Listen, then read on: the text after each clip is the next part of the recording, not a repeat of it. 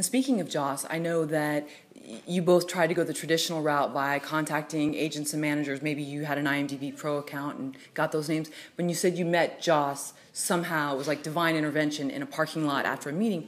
Other than Joss, who else did you meet in an unconventional way? And what were some of the answers that these gatekeepers gave you when you asked for access?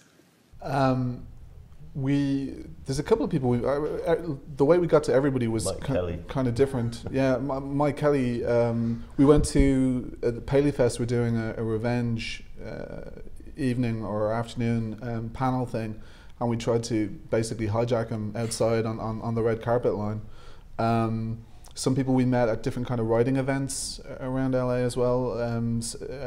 Wherever we kind of thought somebody might be. I think Jane Espenson we caught at a Nerdist Writers event as well. And a lot of people we actually kind of got through the assistants who were like very responsive to. We cut a little piece together which had a couple of the first people that we had on camera, and we released that just kind of within industry here, and a lot of the assistants kind of picked that up and spread it around. So it got to be a little easier when we were calling people, that when I started to explain what it was, they kind of had seen something and kind of had an understanding of it. And that then started to snowball a little bit once we got one person, another person, and whatever. But everybody was kind of different. I'm trying to think. I mean, JJ took the longest. He was a year and a half to get him. But I'm trying to... Was your pitch long or short? Sorry to interrupt.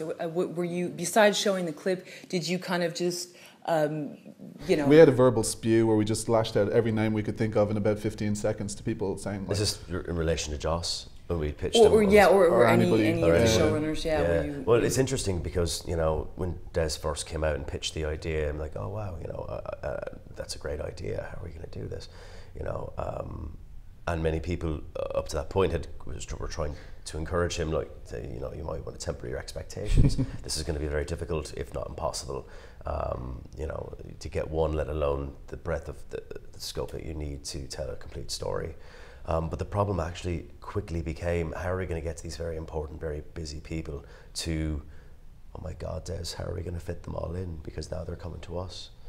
In there are instances where, like, we had showrunners basically ringing us up.